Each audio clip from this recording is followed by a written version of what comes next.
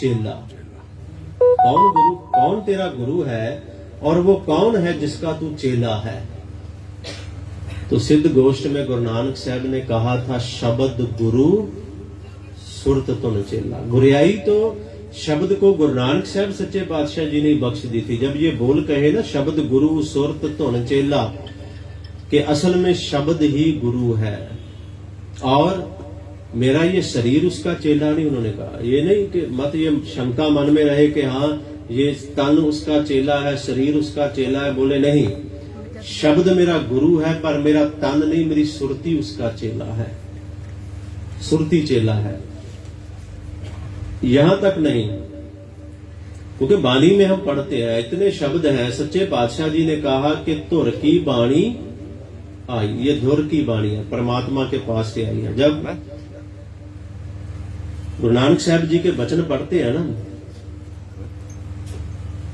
बाबर बाणी भी उसे बोलते हैं, क्योंकि बाबर के हमले के प्रथाएं थी वो।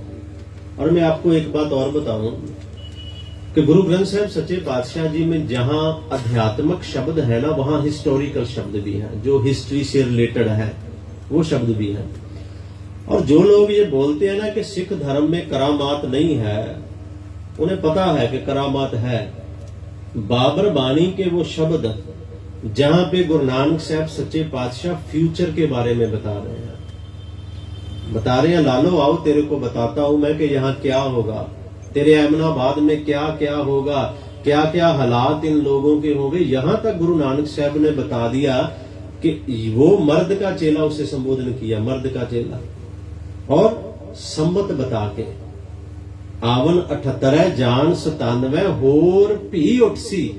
उठसी ये फ्यूचर वर्ड है जो आने वाले समय का है। गुरु साहब ने कहा कि होर भी उठसी मर्द का चेला, वो आएगा इस धरती पे। ये फ्यूचर बताया, ये करामात नहीं तो और क्या है। और दर्ज है गुरु ग्रंथ साहब में। मैं इसलिए ये बता रहा हूं कि वही मेरे पातशाह जी ये भी कह रहे हैं कि जो मैं बोल रहा हूं ना, ये मेरे बोल नहीं है।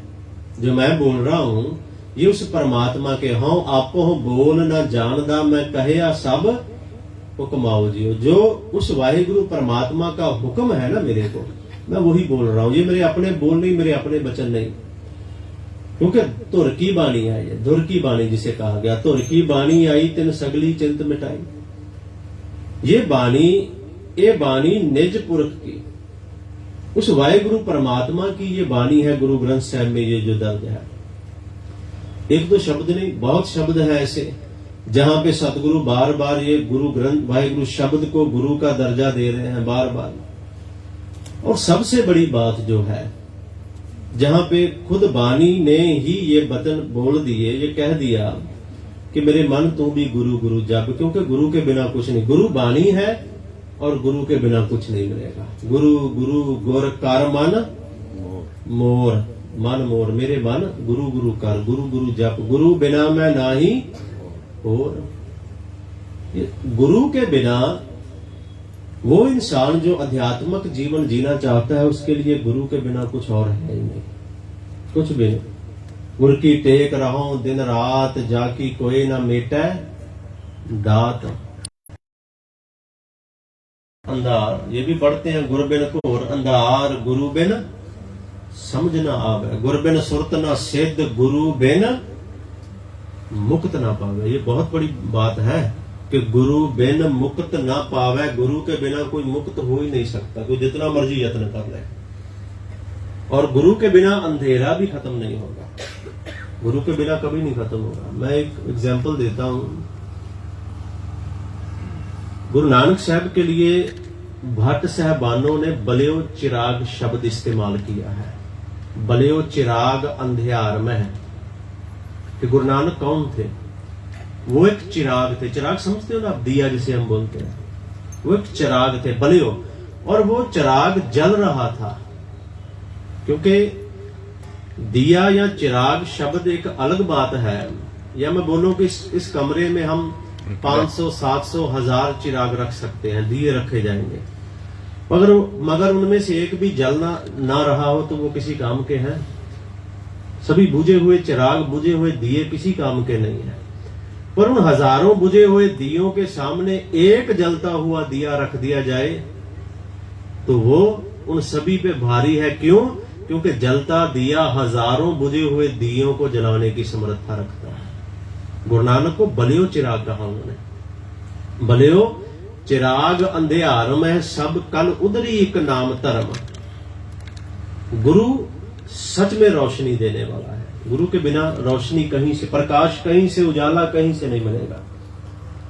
इसीलिए कहा ना कि गुरु गुरु गुर करबन मोर। इसीलिए सच्चे पातशाह जी ने वाणी में कहा, गुरु बिन घोर अंधार, गुरु बिन समझ न आवे, गुरु बिन सुरत न सिद्ध, गुरु बिन मुक्त न पावे।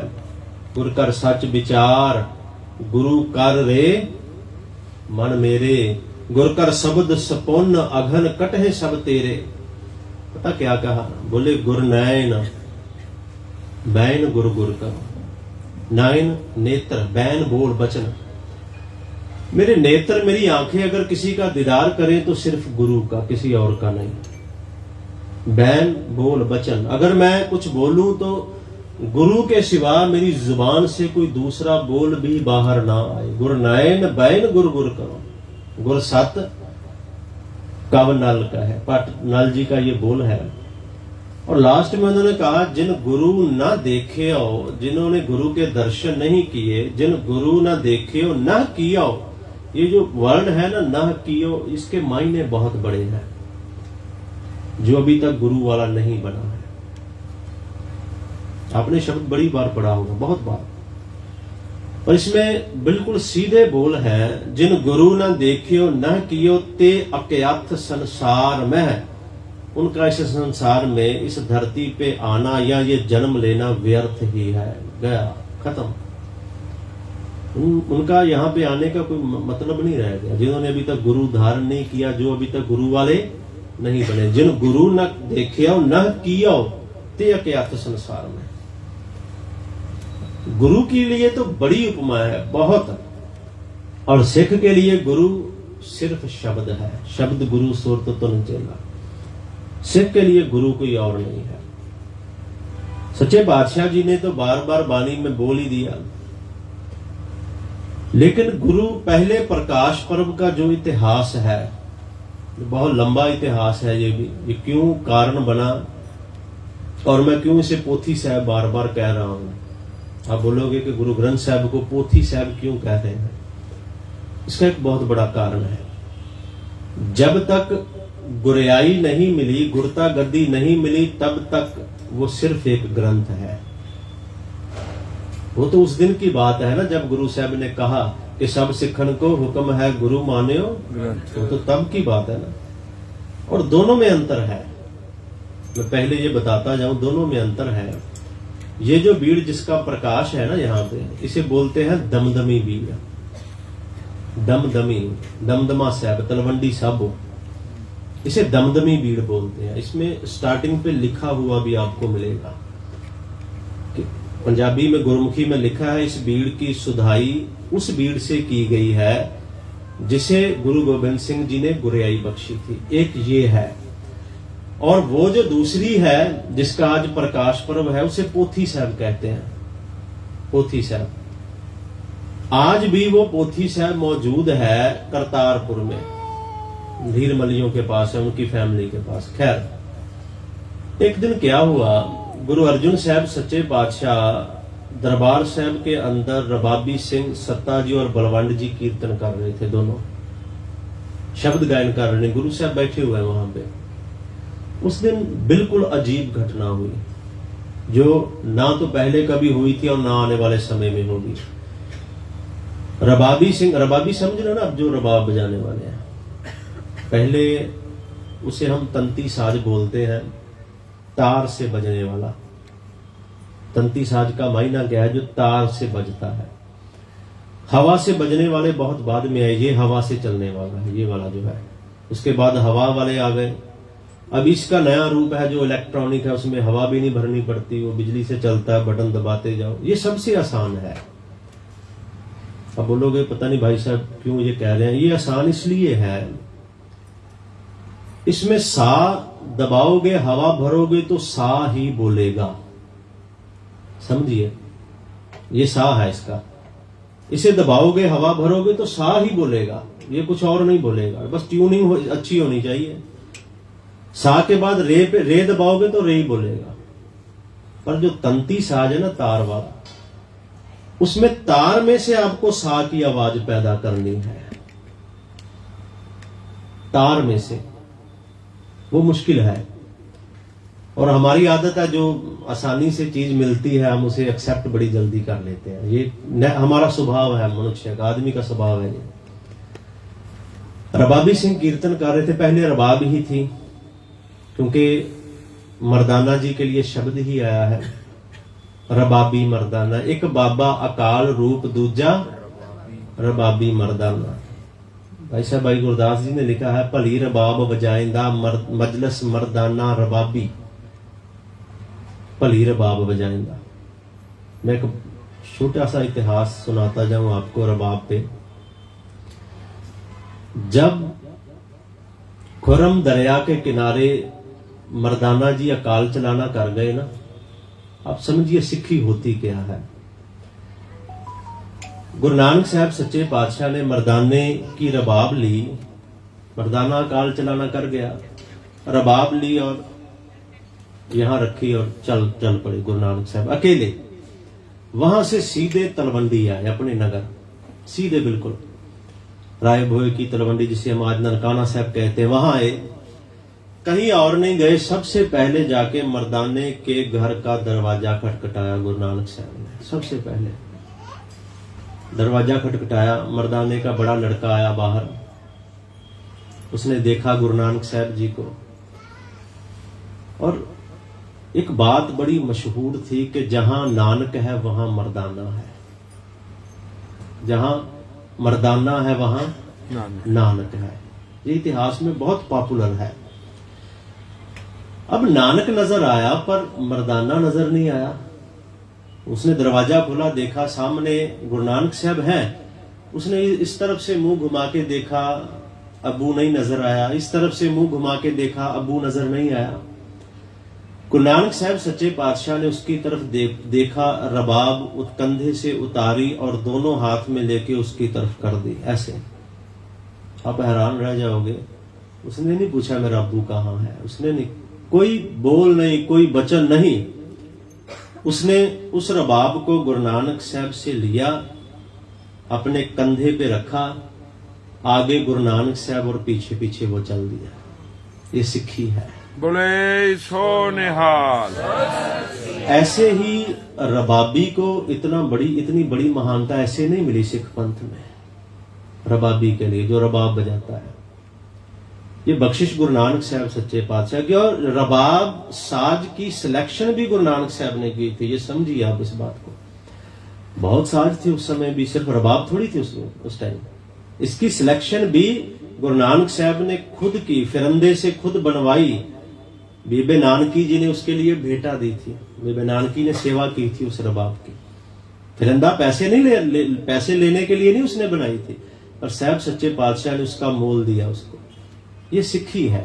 खैर, रबाबी सिंह कीर्तन कर रहे हैं, भाई सत्ता जी और भाई बलवंत जी। और पहली बार ऐसा हुआ कि उन्होंने शब्द आरंभ किया, स्थाई उन्होंने गायन कर दी। जब अंतरा स्टार्ट होने लगा तो गुरु साहब ने हाथ का इशारा किया, बोले शब्द बंद कर दो। सिख बड़े हैरान, ये कैसे हो सकता है कि कीर्तन को बीच में रोक दिया जाए और गुरु साहब ऐसा काम करें, ये कैसा हो सकता। सभी हैरान, सत्ता और बलवंत भी बहुत हैरान, ये क्या हो गया। सच्चे बादशाह जी ने कहा, ये शब्द कौन सा है जो तुम पढ़ रहे हो, ये तो आपका है। सत्ता बलवंत बोले, पातशाह आपका शब्द है। गुरु साहब ने कहा, किसने बोला। साहब जी, इसमें नानक मोहर है इसमें, और जिसमें नानक नाम है वो शब्द आपका ही है। तो गुरु अर्जुन साहब बोले कि ये शब्द गुरु नानक साहब से लेके पांचवें पातशाह तक तो किसी का भी नहीं, ये क्या हो गया। पोथी साहब की संपादना हुई क्यों, ये देखना पड़ेगा ना, क्यों ये कार्य आरंभ क्यों करना पड़ा। बड़े हैरान सारे। खोज की गई, ढूंढा गया कि कौन है ऐसा आदमी जो ये काम करेगा, और वो भी इस हद तक जाएगा कि गुरु नानक साहब मोर, शब्द गुरु नानक मोर जो वो इस्तेमाल कर सके। एक बात समझिए नानक मोहर जो है ना, जो शब्द के लास्ट में नानक आता है, ये या तो गुरु साहबान या सिर्फ एक बार सिख पंथ ने ये इस्तेमाल किया। पंथ ने, किसी एक आदमी ने नहीं, पंथ की बात कर रहा हूं। सिर्फ एक बार इस्तेमाल किया है पंथ ने इसका, और उसके बाद पंथ की हिम्मत भी नहीं हुई इसे दोबारा इस्तेमाल करने की। ये सच है। और वो जो पंथ ने इस्तेमाल किया वो अरदास के लास्ट में जो हम पढ़ते हैं, पंथ ने वहां पे इस्तेमाल किया है नानक का, नानक मोहर का। बहुत हैरान ये कैसे हो गया। चलो पता किया तो पता चला कि ये काम तो मेहरबान का है। मेहरबान कौन था? मैं एक पंक्ति आपको सुनाऊं, पूरी आप करोगे। नाम खुमारी नानका चढ़ी रहे दिन रात, थोड़ा सा आवाज भी आनी चाहिए ना, पता भी सभी को याद है। नाम खुमारी नानका चढ़ी रहे दिन रात। आपको याद है सभी को? तो बता सकता है गुरु ग्रंथ साहब में कहां पे है ये? कोई भी नहीं। चलो इसकी पहली पंक्ति सुनाता हूं आपको, फिर पूरी समझ आ जाएगी। पहली पंक्ति क्या है, ध्यान से सुनिए। ये बाहर नहीं जा रहा मैं, पहले प्रकाश पर्व पे ये इसकी पहली पंक्ति है। पोस्त भंग अफीम मद उतर जात प्रभात, नाम खुमारी नानका चढ़ी रहे दिन रात। दिन रात। पोस्त, भंग, अफीम, मद मदिरा शराब। असल में ये मेहरबान की पंक्ति है। जो उसने मेहरबान गुरु अर्जुन साहब जी का भतीजा है और पृथ्वी का लड़का है, कोई बाहर का नहीं है। मेहरबान ने गुरु नानक साहब जी का जीवन लिखा है। जन्म साखी एक मेहरबान की भी है। जब गुरु नानक साहब का जीवन आप पढ़ोगे तो 5 जन्म साखियां हैं, जिसमें से एक मेहरबान की है, एक पुरातन जन्म साखी है, एक वलायत वाली जन्म साखी है, जो वलायत से वापस आई उसे वलायत वाली कह दिया गया। एक पुरातन जो पुरातन है, एक भाई बालाजी वाली है और एक भाई मनी सिंह वाली। 5 जन्म साखियां। और सबसे श्रेष्ठ जो है, सबसे अच्छी जो है, वो मेहरबान वाली ही है। ये सच है। चाहे मेहरबान जैसा भी था, पर गुरु घर से है, उसे पता है गुरु नानक साहब का जीवन कैसा है। और ये जो शब्द है ना, ये जो पंक्ति सॉरी मैं आपको सुना रहा हूं अभी, पोस्त भंग अफीम मद उतर जात प्रभात। जब बाबर के साथ गुरु नानक साहब की मुलाकात हुई, उसने गुरु साहब को नशा पेश किया, ये लो, तो गुरु वो बोल रहा है कि गुरु साहब ने उसे कहा कि भाई ये तो सुबह तक उतर जाएगा, जो तू मेरे को पोस्त दे रहा है, भंग दे रहा, अफीम दे रहा, मदिरा दे रही है, तो सुबह तक उतर जाएगा, पर जो नाम की खुमारी है वो चढ़ी रहे दिन रात। वो ये कहना चाहता था। ये गुरु ग्रंथ साहब की पंक्ति नहीं, जन्म साखी की है। नाम खुमारी नानका, नानक मोर शब्द यूज कर रहा है ना, वो नानक। इतिहास ने लिखा है, मेहरबान पुत पृथ्वी दा कवीश्री करे। कितना विद्वान था ये। मेहरबान पुत पृथ्वी दा कवीश्री करे, हिंदी संस्कृत फारसी नाले गुरमुखी पढ़े, तिन भी बाणी अधिक बनाई, भोग गुरु नानक ते पाई। इसने भी अपनी बहुत बाणी बना दी, बहुत बाणी रच दी, लिख दी। भोग गुरु नानक ते पाई। हुन वो तो अलग बात है कि बाणी लिख दी, पर लास्ट में नानक मोहर शब्द का इस्तेमाल, भोग गुरु नानक ते पाई। मोहर शब्द गुरु नानक नाम की यूज कर रहा है, जिससे उस दिन रागी रबाबी सिंहों ने ये शब्द गायन किया। एक बात और बताता जाऊं, एक है रागी और एक है कीर्तनिया, दोनों में भी अंतर है। कीर्तनिया कीर्ति कर सकता है, पर वो रागी नहीं बन सकता, वो कभी राग गायन नहीं करता। बहुत कम ऐसे होते हैं। और जो रागी होता है वो सिर्फ राग गायन करता है, उसे किसी और बात का कोई मतलब नहीं होता। जो रागी होता है, दोनों में अंतर है। जैसे हम एक पाठी बोलते हैं और एक ग्रंथी बोलते हैं, इसमें भी फर्क है। पाठी पाठ कर सकता है और ग्रंथी जो ग्रंथों का जानकार है उसे ग्रंथी बोलते हैं। अंतर है दोनों में। बानी पूरे रागों में है। तब 30 राग थे, 30 गुरु ग्रंथ साहब में यहां पे 31 है। दोनों का अंतर भी बताऊंगा क्यों है। तो सतगुरु ने हमें बानी राग में गायन करने का ही कहा है, राग से बाहर नहीं। जिस राग में जो शब्द गुरु साहब ने उच्चारण किया, उसी राग में उसी टाइम पे उसको पढ़ना है। और दूसरी बात ये नहीं कि मैं बोल दिया मैंने पहले जैजावंती महल्ला नौवा और शब्द शुरू कर दिया और वो जैजावंती में ही होगा, क्योंकि एक बार हुआ ऐसा, मैं वहीं था, चलो जगह नहीं बताऊंगा कौन सी थी, रागी सिंहों ने शब्द गायन किया और जो वहां बैठे थे उन्होंने कहा भाई ये जैजावंती का समय है, आप जैजावंती पढ़ो। उसने ये बोला कि ये जैजावंती का टाइम है, जैजावंती पढ़ो आप। हुआ क्या, उन्होंने राग सोरठ शुरू किया था। सोरठ वैसे रागनी भी बोलते हैं। सामने से ऑर्डर आ गया भी जैजावंती का टाइम है, जैजावंती पढ़ो। उन्होंने सोरठ के उसी पे ही जैजावंती शब्द गायन कर दिया। सामने वाला भी खुश, बाकी भी खुश। पर ये बात ऐसी नहीं होती। जैजावंती शब्द पढ़ने का मतलब ये थोड़ी है कि शब्द गायन कर दिया और धुन चाहे वो सोरठ की है चाहे किसी की, वो भी जैजावंती होनी चाहिए, सुर जैजावंती के होने चाहिए। रो अवरोह में बड़ा अंतर है। खैर ये आज का विषय नहीं है। सच्चे पातशाह क्योंकि मेहरबान के लिए जो बोल था कि मेहरबान पुत पृथ्वी दा कवेशरी करे, हिंदी संस्कृत फारसी नाले गुरमुखी पढ़े, तिन पी बाणी अधिक बनाई, भोग गुरु नानक ते पाई। उसने भी अपनी बहुत बाणी लिख दी और लास्ट में नानक मोहर का इस्तेमाल उसने भी बखूबी किया और अच्छे से किया, बहुत ज्यादा किया उसने भी। जब ये पता चला कि ये काम तो मेहरबान का है, गुरु साहब ने भाई गुरदास जी को, के मामा जी थे गुरु अर्जन देव जी को, उन्हें बुलाया कि जो बानी में ये रला डाल रहे हैं, अपनी बानी डाल रहे हैं, अपने बोल डाल रहे हैं, इसे अलग करना है। भाई गुरदास जी ने कहा सच्चे पातशाह जो आपका हुक्म, रामसर साहिब का स्थान चुन लिया गया। रामसर जहां बाबा दीप सिंह जी के गुरुद्वारे के बिल्कुल बाजू में, आपने दर्शन किए होंगे सभी ने। पहले अभी भी, क्योंकि तब भी वहां और अभी भी गुरु ग्रंथ साहब की जो प्रिंटिंग है वहीं पे ही होती है, अभी भी उसी स्थान पे ही वही रखा गया। खैर उस स्थान को चुना गया, बिल्कुल तैयारी हो गई। लिखने वाले हैं भाई गुरदास जी, लिखाने वाले हैं गुरु अर्जन देव सच्चे पातशाह। मैं एक बात पहले आपको बता दूं, मैं कुछ नया नहीं बताऊंगा तो मजा नहीं आएगा, क्योंकि जो बाकी सुना के जाएंगे अगर मैं भी वो सुना गया तो मतलब फायदा नहीं ना। अब पृथ्वी का लड़का जो काम कर रहा है मेहरबान, गुरु अर्जुन साहब बोले भाई गुरदास जी हमें ये काम होने नहीं देना। वो बोले सच्चे पातशाह कैसे, अगर आप पोथी साहब नहीं लिख भी देंगे तो उसमें भी वो डाल देंगे शब्द, क्या करेंगे हम?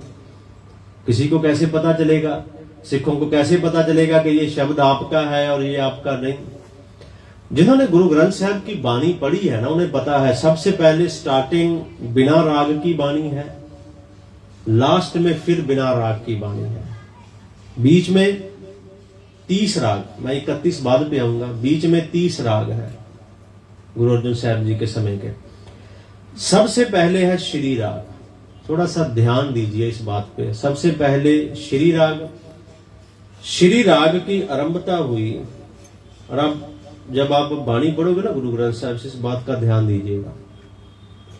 गुरु अर्जुन देव जी ने पैटर्न क्या रखा, मान लीजिए, क्योंकि पहले शब्द किसी भी राग में पहले शब्द गुरु नानक देव जी के हैं, गुरु अंगद देव जी के शब्द नहीं हैं, उनकी सिर्फ श्लोक हैं। उसके बाद तीसरे पातशाह गुरु अमरदास, फिर चौथे पातशाह, फिर गुरु अर्जुन देव जी ने अपने शब्द रखे। पैटर्न चेंज गुरु गोविंद सिंह ने भी नहीं किया। मैं एक वर्ड बोल रहा हूं, शायद आपको अच्छा ना लगे, पर गुरु गोविंद सिंह जी ने भी ये हिम्मत नहीं की इस पैटर्न को चेंज करने की, जो पैटर्न गुरु अर्जन देव जी ने रखा। पहले शब्द गुरु नानक देव जी के, मान लीजिए श्री राग में चौपदा है, पहले चौपदे हैं जो स्टार्टिंग वाले शब्द हैं, चौपदे का लास्ट में आएगा 4, क्योंकि 4 उसके पदे हैं। उसके बाद आएगा 1, कि ये गुरु नानक देव जी का पहला शब्द है, कितना नंबर 1, दूसरा शब्द पूरा हुआ। उसके आगे फिर 4, क्योंकि चौपदा है, और आगे आ जाएगा 2, 3, 4 ऐसे आएगा। मान लीजिए 20 शब्द गुरु नानक देव जी के, मान लीजिए 20 शब्द। उसके बाद शुरू होंगे गुरु अमरदास जी के, तीसरे पातशाह जी के। उसमें क्या पैटर्न है सुनिए, उसमें पैटर्न है 20 शब्द गुरु नानक देव जी के, अब शब्द है गुरु अमरदास जी के। मान लीजिए वो चौपदा नहीं दुपदा है, 2, उसके बाद में आएगा 2, क्योंकि दुपदा है, 2 पदे हैं। और उसके बाद आएगा एक, गुरु अमरदास जी का ये पहला है। और उसके बाद आएगा 21 के पीछे से लेके 21 शब्द हो गए हैं। अब बोलो इसमें मिलावट कैसे होगी? और ये पैटर्न पूरे राग में ऐसे चलेगा। आप दर्शन कीजिए गुरु ग्रंथ साहब में, ये पैटर्न पूरा ऐसे ही है। गुरु अमरदास जी के जितने शब्द हुए उसके बाद वो गिनती जो है कंटिन्यू चलती जाएगी। उसके बाद वो चेंज कहां होगी? जब अष्टपदी आएगी या कोई और ऐसा सिस्टम आएगा तब जाके। और फिर बिल्कुल राग के लास्ट में भक्तों की वाणी, भक्त वाणी लास्ट में। और वहां पे भी सबसे पहले भगत कबीर जी, सिर्फ एक राग को छोड़ के सबसे पहले शब्द हैं भगत कबीर साहब के ही गुरु साहब ने दर्ज किए हैं। इसमें कोई मिलावट ना हो पाए कभी भी नहीं। राग दर राग, सबसे पहले बिना राग वाली बाणी, उसके बाद लास्ट में फिर बिना राग वाली। हुआ क्या? 22 वार है इसमें। उनके साथ श्लोक गुरु अर्जन देव जी ने लिखे। पहले श्लोक साथ में नहीं थे। वार श्लोक के साथ होती नहीं कभी भी। जैसे बसंत की वार है ना, आपने पढ़ी, हर का नाम ते आए क्या हो हरे पाई। जैसे सत्य और बलवंड की वार आप जी ने पढ़ी, उसमें श्लोक नहीं है। ये वार का मूल रूप है, उसमें श्लोक नहीं होते। गुरु अर्जुन देव जी ने उसके साथ श्लोक दर्ज किए बिल्कुल उसके साथ मिलते, जिनका अर्थ एक हो। और जो श्लोक ज्यादा बाकी बच गए उन्हें लास्ट में लाके रख दिया और उसका टाइटल दिया श्लोक वारां ते वधीक। वधीक का अर्थ होता है जो बढ़ गए, एक्स्ट्रा, जो वारों से एक्स्ट्रा हो गए ना वधीक, उस बाणी का टाइटल ही ये दे दिया। और 9वें पातशाह के जो श्लोक है ना भोग वाले, वो उस बाणी का टाइटल भी वारां ते वधीक है, उसका भी। वो श्लोक बिल्कुल लास्ट में ले गए, बिल्कुल आखिर में। और उसके बाद फिर शब्द हैं, मैं पहले चलो अभी साथ में वो सुनाता जाऊं कि कितनी बड़ी रहमत है। इतना बड़ा कार्य किया गुरु अर्जन साहब जी ने, इतना बड़ा। और लास्ट में क्या कह रहे हैं? तेरा कीता जातो नाही मैनो जोग कीतो ही। इसे पढ़ना है कीतोई, कि आपने मुझे कर दिया, मैं इस लायक नहीं था, आपने इस लायक मुझे कर दिया। तेरा कीता जातो नाही मैनो जोग कीतोई, मैं निर्गुण यारे हो गुण। अच्छा, परमात्मा मेरे अंदर तो एक भी गुण नहीं है। ये कार्य जो इतना बड़ा हुआ ये मैंने नहीं किया, मेरे अंदर तो एक भी गुण नहीं, तूने तरस किया मेरे पे तो ये कार्य हो गया। कितनी निम्रता है। और मेरे जैसा सोचता है मैं ना होता तो ये होता ही ना। कितना बड़ा अंतर है। और फिर कहा तरस पया मेहरामत है। हम क्या करते हैं, जल्दी जल्दी में तरस पया मेहरामत हो। तरस पया मेहरामत, कृपा, बख्शिश, रहमत। ये कार्य तभी संपूर्ण हुआ ए परम पिता परमात्मा जब आपने तरस किया मेरे पे। नहीं तो मैं इस लायक नहीं था। गुरु अर्जन देव जी बोल रहे हैं। देखो इतना बड़ा कार्य संपूर्ण करने के बाद, खैर वहां पे लिखाई शुरू हो गई। भाई गुरदास जी लिख रहे हैं, गुरु अर्जन देव जी लिखा रहे हैं। यहाँ पे इतिहास हमारा एक तरफ और भी जाता है, बाबा मोहन जी की तरफ भी जाता है कि कुछ वाणी उनके पास भी थी। ये इतिहास बोलता है। पर जब हम इतिहास पढ़ते हैं ना, तो भाई गुरदास जी ने लिखा है कि आसा हाथ किताब कच्छ। गुरु नानक देव जी के लिए आसा बोलते हैं डंडे को, लाठी को। गुरु नानक साहब के हाथ में लाठी है। आसा हाथ किताब कच्छ। कच्छ मतलब पंजाबी में हम इसे कच्छ बोलते हैं, क्योंकि बुक जो है वो यहाँ पे है ऐसे, और हाथ में लाठी है। ये वही किताब है जिसमें गुरु साहब बानी लिख रहे थे। भगत साहबानों के पास के उनकी जगह पे वो भी एकत्र की, अपनी बानी भी। उसके बाद ये गुरु अंगद देव जी को, फिर आगे ऐसे ऐसे जाती गई। एक पक्ष ये भी है कि कुछ बानी बाबा मोहन जी के पास भी थी। बाबा मोहन जी, मोहन और मोहरी दोनों भाई थे। मोहन रूठ के चला गया और मोहरी का नाम है गुरु ग्रंथ साहब में। कई बार मैं सोचता हूं कि कितने किस्मत वाले हैं जिनके नाम गुरु ग्रंथ साहब में आ गए। देखिए, मोहरी पुत सन्मुख होया, रामदास पैरी पाए जियो। मोहरी पुत्र नाल शब्द नाल साथ में शब्द इस्तेमाल किया, मोरी पुत सन्मुख होया। क्योंकि सबसे पहले गुरु रामदास साहब सच्चे पातशाह जी के चरणों को स्पर्श करने वाला मोहरी ही था। मोहन दौड़ गया कि मैं गुरु बनना है, मेरे को गुरु पोथी मेरे पास है, वो लेके दौड़ गया। एक इतिहास वो है। दूसरा इतिहास कहता है कि बाणी गुरु के पास ही थी, वैसे ही सीधी गुरु अर्जन देव जी के पास आ गई। भट्ट साहबान तो आए गुरु अर्जन देव जी के पास सीधे हैं, जितने भी भट्ट आए उन्होंने जितनी भी उपमा गुरु साहब की लिखी, वड्याई लिखी, जितनी भी प्रशंसा की, वो तो गुरु अर्जुन साहब जी के समय ही उन्होंने की। वो तो सतगुरु के पास ही है, सत्य बड़वंड की वार भी उनके पास ही है। खैर यहां गुरु साहब लिखवा रहे हैं और भाई गुरदास जी लिख रहे हैं, तभी ये पता चला दूर दूर तक कि ये कार्य सिख धर्म में हो रहा है। तो 4 लोग आए थे जिनका जिक्र बड़ा स्पष्ट है। पहला था भगत कान्हा, कहना इसका नाम था, कान से कृष्ण से नाम है इसका। एक था छज्जू, एक था पीलू और एक शाह हुसैन। 4 थे। शाह हुसैन तो बहुत बड़ा राइटर भी था, उसकी पोइट्री पंजाब में पढ़ाई जाती है आज भी, शाह हुसैन की। ये चारों आए गुरु साहब के पास के पातशाह, हमारी भी बाणी है, हम भी भक्त है, हमारी बाणी भी दर्ज करो इसमें। सच्चे बादशाह जी ने ये नहीं कहा कि हाँ ये आपकी बाणी नहीं इसमें आएगी, ये नहीं कहा सीधा कि हाँ भाई ये धुर की बाणी है, सीधे नहीं कहा कि आप कौन हो इसमें। सच्चे बादशाह का ठीक है भी आप भी सुनाओ, आपके पास क्या है आप भी सुनाओ। क्योंकि जब आप भक्त साहबानों की बाणी पढ़ोगे ना, गुरु ग्रंथ साहब के बाहर भी बहुत मिलेगी आपको।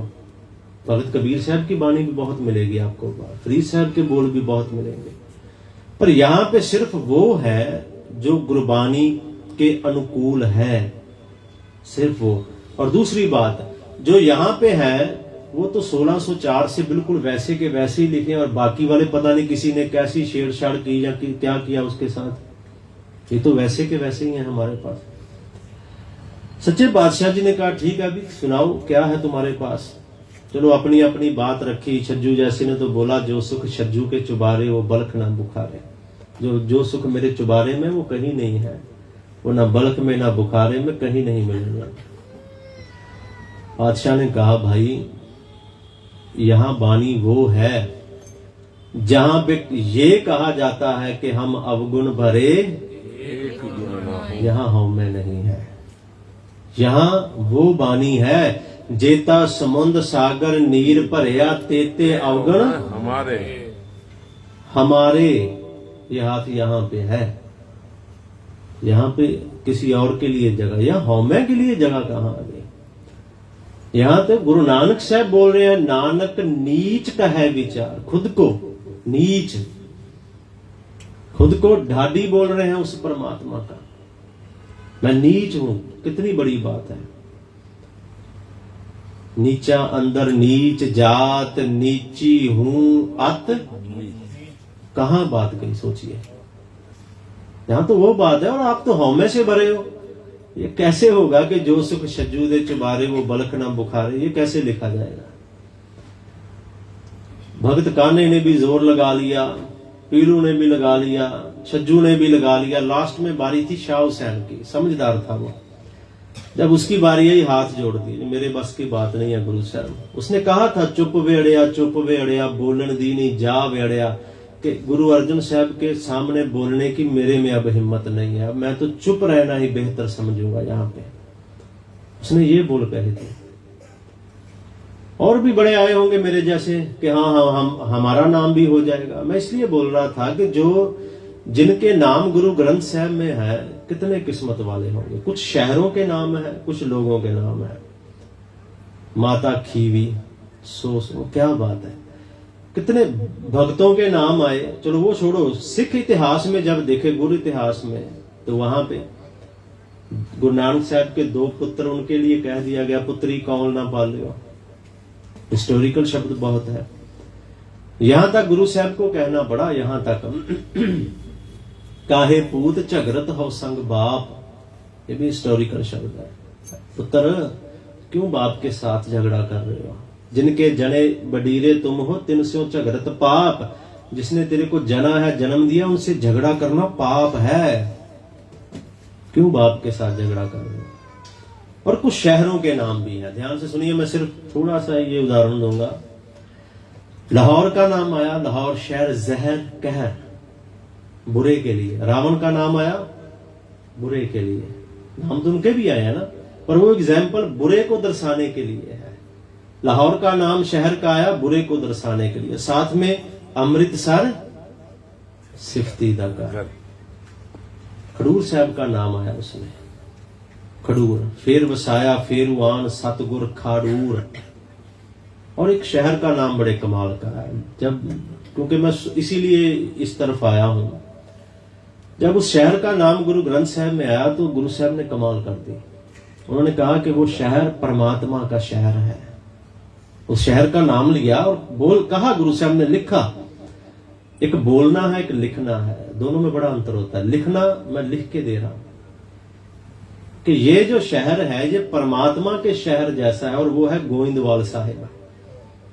गोविंदवाल गोविंदपुरी सम, जो गोविंदवाल है वो गोविंद की पुरी के समान है। गोविंदवाल गोविंदपुरी सम जल्यन तीर विपास, तीर किनारा विपास, ब्यास दरिया। विपास उसका पुराना नाम है, दरिया ब्यास के किनारे पे है। गोविंदवाल गोविंदपुरी सम जल्यन तीर विपास बनायो, ये वो गोविंदवाल है जो गोविंद की पुरी के समान है। जैसा परमात्मा का नगर है वैसा ही गोविंदवाल है। कितनी बड़ी बात है। कभी दर्शन करो जाके वहां पे। अभी करा के आया मैं दर्शन। वेरी गुड, ये हुई ना बात, अभी दर्शन करके आए बोल रहे हैं। और एक बात और बताऊं, गोविंदवाल साहब को ये आशीष दी थी गुरु अमरदास पातशाह जी ने कि यहाँ पे कोई जवान, किसी नौजवान की मृत्यु नहीं होगी, कि यहाँ पे किसी नौजवान की मौत नहीं होगी। तो मेरे जैसा एक बेवकूफ खड़ा था साथ में, बोला सच्चे पातशाह कब तक? नहीं समझ तो चुप रह जाते ना। सच में है, सच्चे पातशाह कब तक? तो गुरु साहब ने बोल दिया जब तक हम हैं, नहीं तो वहां किसी नौजवान की मौत होती ना। तो मेरे जैसा था, या मैं ये बोलूं कि गुरु साहब ने उसके मुंह से ही निकलवाना था, ये भी हो सकता है ना, दूसरी तरफ से सोचे तो। नाम शहरों के नाम है, लोगों के नाम है, इसमें हिस्टोरिकल शब्द भी बहुत है। हिस्टोरिकल शब्द, जब एक शब्द आपको सुनाता हूं, वो जरूरी है आपके लिए, क्योंकि एक गुटका आता है, दुख भंजनी साहब शायद उसका नाम है, उसमें एक शब्द है सुलही ते नारायण राग। पढ़ते होगे आप भी, मैं भी बड़ा पढ़ता था पहले, जब तक बानी नहीं पड़ी थी। और मेरे मन में था कि ये शब्द है, मतलब इसका मायना है कि भगवान वाहिगुरु परमात्मा सूली मत समझते हो ना, फांसी जिसे बोलते हैं, उससे रक्षा करता है। और जब बाणी पड़ी तो पता चला ये तो किसी आदमी का नाम है, सुलही ते सुलही खान। ये हिस्टोरिकल शब्द है भाई। और इससे पहले एक शब्द है, जब सुलही खां हमला करने के लिए आ रहा था ना अमृतसर पे, तो सिख आए, प्रथमे मता जे पत्री चलावो, द्वितीय मता दोय मानक पहुंचावो, तृतीय मता किछ करो उपाया, मैं सब का छोड़ प्रभु तू ही ते आया। सुलही खां हमला करने के लिए आ रहा है, गुरु ग्रंथ साहब का शब्द है ये। दो सिख आए, प्रथमे मता जे पत्री चलावो, सच्चे पातशाह उसके साथ कोई चिट्ठी पत्र भेजो उसके पास, वो हमला करने के लिए आ रहा है, हम तो बंदगी करने वाले, उसको भेजो कोई सुनेहा कि ऐसा काम मत करे। प्रथमे मता जे पत्री चलाओ। गुरु साहब कुछ नहीं बोले। कुछ देर बाद फिर और आए सिख, सच्चे पातशाह कोई दूत उसकी तरफ भेजते हैं, उसे बताओ ये तो गुरु नानक का घर है, तू क्यों आ रहा है यहाँ पे? पृथ्वी लेके आया था 10,000 रोजाना पे, 10,000 रुपया उस समय का रोजाना उसे देने के। द्वितीय मता दो मानक पहुंचाओ, साहब जी बादशाह जी 2 आदमी भेजो, दूत भेजो उसके पास। गुरु साहब फिर कुछ नहीं बोले। फिर कुछ देर बाद और आए, तृतीय मता कछ करो उपाय। उन्होंने हाथ जोड़ के कहा सिख आए पातशाह कुछ उपाय करो। वो तो आ गया, अमृतसर के बाहर आ गया वो तो। सच्चे बादशाह ने कहा मैं सब कछ छोड़ प्रभु तू ही त्यारा, मैं तो परमात्मा को सिमरूंगा, मैं किसी और को नहीं। और वो सुलही खां रास्ते में ही मर गया, वो अमृतसर तक पहुंचा ही नहीं था, वो मर गया। सोनिहाल। और उसकी मौत की खबर जब गुरु अर्जुन देव जी के पास आई, तब ये शब्द उचारा था गुरु साहब ने, सुलही ते नारायण राख के सुलही खान से रक्षा किसने की? परमात्मा ने। और मेरे जैसे मैं भी पढ़ता रहा हूं, ये नहीं कि मैंने नहीं पढ़ा। अभी वहां सूली से, सूली मतलब सुलही का मतलब सूली से परमात्मा, ये तो हिस्टोरिकल शब्द है भाई, ये तो इतिहास शब्द है, इसमें इतिहास है, पढ़ते हैं हम। खैर ऐसे और भी बड़े हैं हिस्टोरिकल शब्द, ये तो मैं बता ही चुका हूं। बाबर बाणी वाले जो शब्द हैं गुरु नानक साहब जी ने उचारे हैं, जो और भी बहुत है ऐसे, ये नहीं। यहां तक के बीरबल भी आया था, ये शायद आपने नहीं सुना होगा। बीरबल, जिसके हम किस्से पढ़ते हैं ना, बड़े खुश होते हैं, अकबर बीरबल वाले। बीरबल वो इंसान था जिसने ये कहा था, क्योंकि बीरबल जब अफगानिस्तान की मुहिम पे था, वो काबुल कंधार जा रहा था, विद्रोह हुआ उसे दबाने के लिए। एक्चुअली होता क्या था, जब कोई ऐसा विद्रोह होता तो बादशाह ये बोलता था कि कौन है जो फौज लेके जाएगा और उस विद्रोह को दबाएगा। तब पान का बीड़ा होता था, वो रखा जाता था सामने, जो उठा के उसे मुंह में डाल लेता था वो समझ रहा था कि मैं ये एक्सेप्ट करता हूं। इसने सोचा मेरे साथ फौज है, कौन सी बड़ी बात है, पान का बीड़ा उठाया, चबा लिया। पर जो मस्खरे होते हैं ना, मस्खरे चुटकुले सुनाने वाले होते हैं, वो जंग नहीं लड़ सकते। वो चुटकुला सुनाना वो अलग बात है। ये चला गया, इसको एक चिट्ठी दी थी अकबर ने कि जिस गांव में भी ये रुकेगा उस गांव के हर एक घर से 1 रुपया इसे दिया जाए नजराने के तौर पे। ये पैसे भी इकट्ठे करके लाएगा। जब गुरु घर पहुंचा तो ये इसने मैसेज भेजा कि 1 रुपया पर हाउस पर घर से मेरे को भेजो।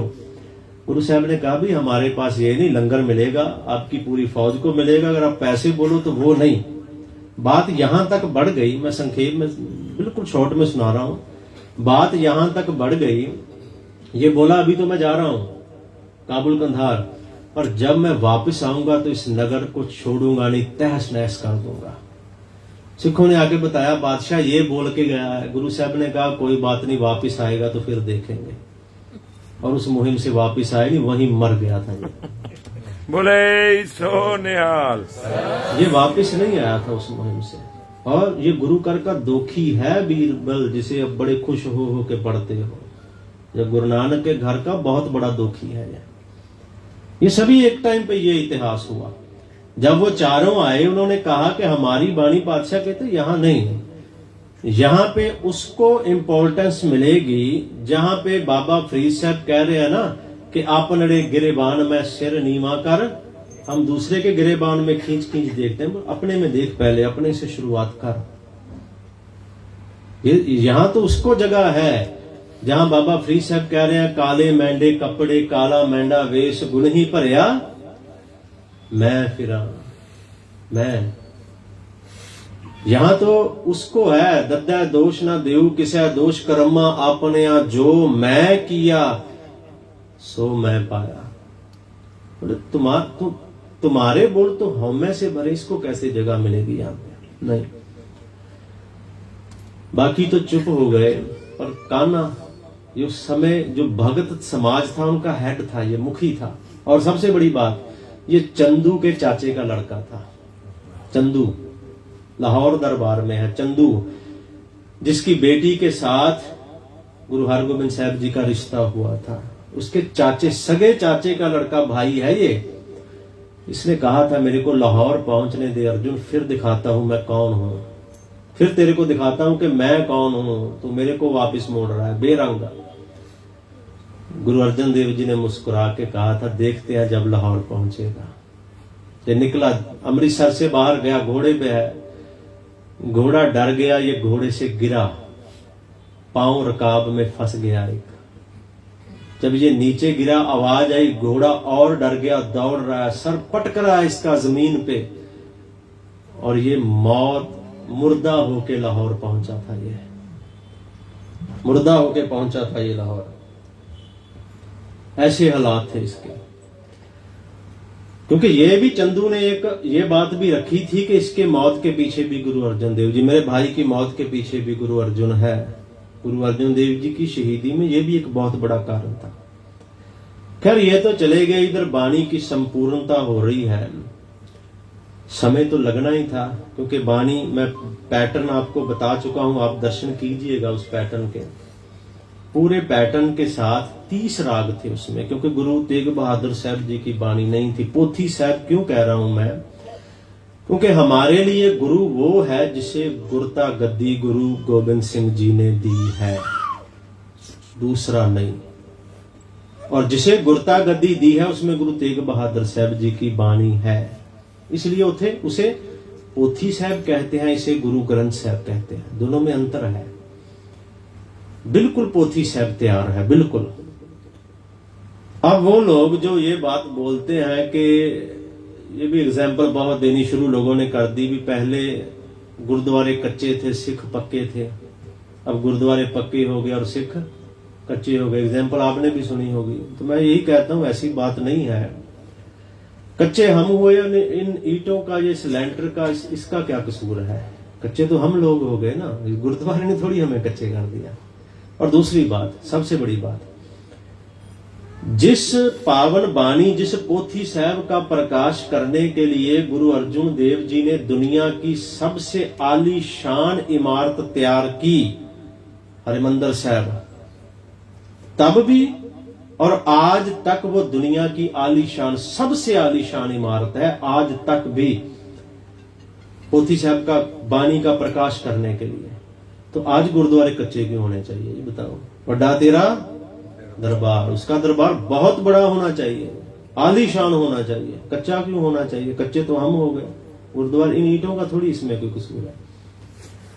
पोथी साहब तैयार हो गई। जिल्द की सेवा, वो भी सिख बड़े प्यार वाला था, भाई बन्नो, उसको ये सेवा मिली जिल्द की। जिल्द क्योंकि पेज है, पेज लिखे जा रहे हैं, यहां लिखा जा रहा है, यहां रख दिया जा रहा है, लिखा जा रहा है, यहां रख दिया जा रहा है। जिल्द तो, जिल्द के बिना थोड़ी काम चल रहा था। जिल्द की सेवा भाई बन्नो को मिली। कुछ इतिहासकार कहते हैं कि भाई बन्नो बहुत समझदार था। जिल्द बांधते बांधते उसने एक और उतारा इसका करवा लिया अपने लेखकों से, अपने आदमी लगा के उसने, उसे भाई बन्नो वाली बीड़ बोलते थे। कुछ लोग उसे खारी भी बोलते हैं, खारी बीड़ क्योंकि उसके गांव का नाम था ये, उसे भाई बन्नो वाली बीड़ भी बोलते हैं। जिल्द भी तैयार हो गई। अब पूरी तैयारी है, सिख साथ में है। रामसर के स्थान से पावन पोथी साहब को लेके गए हरमंदिर साहब तक, नगर कीर्तन के रूप में शब्द गायन करते जा रहे हैं। भाई सत्ता जी, भाई बलवंत जी, दोनों रबाबी भी साथ में है। प्रकाश किया, पूरी तैयारी थी वहां पे। पहले चंदोवा साहब, पीड़ा, बिल्कुल तैयारी थी।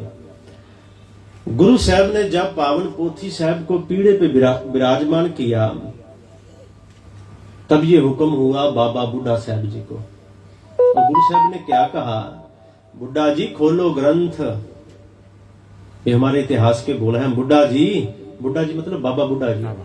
खोलो, खोलो का मतलब प्रकाश करो। बुड्ढा जी खोलो ग्रंथ, लेहो आवाजा, सुने सब पंथ। आवाजा, आवाजा का मतलब है हुक्मनामा, जिसे हम आज बोलते हैं, जिसे मुखवाक बोलते हैं, उसके लिए है आवाजा। और ये नहीं कहा कि जो यहां पे लोग बैठे हैं वो सुने, सुने सब पंथ। ये पूरे पंथ के लिए तब भी था और आज भी है। और बुड्ढा जी ग्रंथ तब खोला। बाबा बुड्ढा जी ने हुक्म माना गुरु साहब का, हुक्म मान के प्रकाश किया। और तब पहला हुक्मनामा, जो पहला मुखवाक, संतां के कारज आप खलोया। और सच में है, उसके भक्त का जो कार्य होता है वो उस पे खड़ा होता है। वो संतां के कारज आप खुलोया, हर काम करावन आया, तरत सुहावी, ताल सुहावा, विच अमृत जल। ये पहला हुक्मनामा था, पहला। और एक बात और बहुत बड़ी हुई थी उस दिन। जिस जगह पे प्रकाश किया गया वहां गुरु अर्जुन साहब बैठते थे। सिख संगत गुरु अर्जुन देव सच्चे पातशाह जी के तरफ मुंह करके बैठती थी। अब सभी का मुंह पोथी साहब की तरफ है और गुरु अर्जुन देव जी संगत में बैठे हैं। समझ रहे हो इस बात को, कितनी बड़ी महानता है। पहले रबाबी सत्ता और बलवंत का मुंह भी गुरु अर्जुन देव जी की तरफ होता था, पर आज इन दोनों का मुंह भी पोथी साहब शब्द गुरु की तरफ है। बहुत बड़ा चेंज हुआ उस दिन। एक और बहुत बड़ा चेंज हुआ जब शाम हुई, सुखासन का समय हुआ। तो बाबा बुड्ढा जी ने कहा था, बादशाह सुखासन के बाद पोथी साहब को विराजमान कहां पे करना है? सच्चे बादशाह जी ने कहा, मंजी साहब वो दीवान हाल वो नहीं, गुरु साहब का स्थान था, वहां जाइए, आप किसी से पूछ के दर्शन कीजिएगा। मंजी साहब, बाबा जी बोले, बाबा बुड्ढा जी, बादशाह एक और मंजी लगा दे साथ में, मंजी मायना बेड, मंजी होती थी ना तब, एक और मंजी लगा दे साथ में। गुरु साहब ने कहा नहीं, उस मंजी साहब पे पोथी साहब विराजमान हो गए। बादशाह आप हमारे लिए नीचे चद्दर लगा दो, आज के बाद हम नीचे लेटेंगे, नीचे आराम करेंगे। कितनी बड़ी बात, कितनी महानता शब्द गुरु को दी जा रही है। देखिए गुरु साहब खुद है, मौजूद है खुद, और खुद ये बात बोल रहे हैं कि मैं नीचे जमीन पे लेटूंगा और पोथी साहब, शब्द गुरु जो है ये मंजी साहब पे विराजमान होंगे। और ये मर्यादा आज भी है। दर्शन करे हैं संगत ने पूरे, संगत ने दर्शन किए हैं, ये भी बहुत अच्छी बात है। और ये मर्यादा आज भी है, आज भी वो चद्दर वहां पे नीचे बिछाई जाती है, आज भी पोथी साहब पावन प्रकाश वहीं पे, सॉरी विराजमान वहीं पे होता है। अकाल तख्त साहब अपने दर्शन किए हैं अकाल तख्त साहब उस स्थान के। खैर, इतना सत्कार, इतना अदब दिया, उसके बाद निरंतर जो है वो प्रकाश होता है, निरंतर सुखासन होता है। रबाबी सिंह ग्रंथ साहब की तरफ, पोथी साहब की तरफ मुंह करके कीर्तन कर रहे हैं। समय निकलता गया, वो जो जिसका पहला प्रकाश हुआ वो भीड़ आज करतारपुर में है। करतारपुर साहिब नहीं, करतारपुर जालंधर के पास में है, बिल्कुल जलंधर के पास में शहर है ये करतारपुर, जहां पे वो वडभाग सिंह था, बाबा वडभाग सिंह जिसको बोलते हैं, वो वहीं का था, करतारपुर का है। सिखों ने करतारपुर उसे दिया था, जलंधर के फौजदार ने उसे दौड़ा दिया, खैर अलग विषय है। वो भीड़, वो पोथी साहब आज भी वहीं पे है, धीरमलियों के पास है आज भी। उसका बहुत लंबा इतिहास है इसका। खैर, जब गुरु गोबिंद सिंह साहब सच्चे पातशाह का समय आया, हाँ मैं कुछ और भी देख रहा था, कुछ काफी बुक्स हैं इसके बारे में, पावन पोथी साहब के बारे में, गुरु ग्रंथ साहब की बानी के बारे में बहुत बुक्स मिलेंगी आपको पढ़ने के लिए। एक अहियापुर वाली पोथी है जिसमें मोहन और मोहरी जी की दोनों की पोथियों का जिक्र है, वो कहाँ गई, कहाँ पहुंची, कहाँ पे अब है। करतारपुर वाली जो भीड़ है उसके लिए एक बुक है, करतारपुरी भीड़ दे दर्शन, बहुत छोटी सी बहुत अच्छी बुक है, वो पढ़ने वाली है। काफी बुक्स हैं इसके लिए जहां पे ये पूरी हिस्ट्री आपको मिलेगी कि कैसे कैसे वो भीड़ जो है वो धीरमलियों के पास चली गई। खैर, जब गुरु गोबिंद सिंह जी का समय आया तो मन में आया, दमदमा साहब को, कि थोड़ा टाइम भी मिल गया गुरु साहब को, कि इसमें गुरु तेग बहादुर साहब की बानी दर्ज की जाए। एक बात और बताऊं, दमदमा साहब वाली भीड़ से पहले भी कुछ ऐसी भीड़ मिलती है जिसमें गुरु तेग बहादुर साहब की बानी दर्ज है। कुछ सिखों ने यह कार्य किया था अपने हाथ से। उसमें से आपको याद होगा कि गुरु नानक साहब जी ने साधुओं को 20 रुपए का लंगर छकाया, याद होगा आपको। जो उनका मुखी था ना उन साधुओं का, उसका नाम था संतरेन, जो उनका हेड था जिन्हें लंगर छकाया गया, उनका नाम था संतरेन। क्योंकि हम कई बार इतिहास नहीं पढ़ते, ये बात यहीं पे खत्म कर देते हैं कि गुरु साहब ने उन्हें प्रसादा छकाया, फिर वो कहां गए, क्या हुआ उनका। असल में उनके हेड का नाम था संतरेन, और तब से वो गुरु के सिख बने, और ये संप्रदा आज भी चल रही है। आज भी उनके हेड के नाम के साथ संतरेन लगता है आज भी। और कुछ बुक्स, बहुत विद्वान है, कुछ बुक्स मिलेंगी उनकी आपको, मौत की कला, जीवन की कला, ये बुक्स उनकी लिखी हुई है। हुआ क्या, संतरेन जो साधु थे, इन्होंने भी एक पोथी साहब, एक भीड़ लिखी जिसमें गुरु तेग बहादुर साहब की बाणी इन्होंने दर्ज की थी। और वो पोथी साहब लेके ये आनंदपुर साहब भी गए थे। आनंदपुर साहब, गुरु साहब तब वहां नहीं थे, इन्होंने सुचानंद जो वजीर था गुरु गोबिंद सिंह का, उसको दे दी भी, आप ले लो, जब गुरु साहब आएंगे इसे देखेंगे, पढ़ेंगे, और उनके अगर ये सही है तो इस पे गुरु साहब के दस्तखत ले लीजिएगा कि हम फिर ले जाएंगे वापस। दस्तखत खास होते थे उस पे।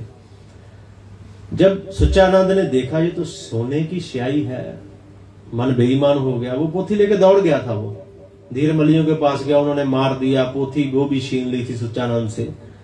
ये मैं इसलिए सुना रहा हूं कि गुरु गोबिंद सिंह जी से पहले भी सिखों ने ये कार्य किया था। गुरु तेग बहादुर साहब की बानी, क्योंकि सिख हाथ से लिखते थे ना, गुरु ग्रंथ साहब, गुटका साहब, और उन्होंने गुरु तेग बहादुर साहब की बानी दर्ज की थी, पर पैटर्न के इसके हिसाब से नहीं।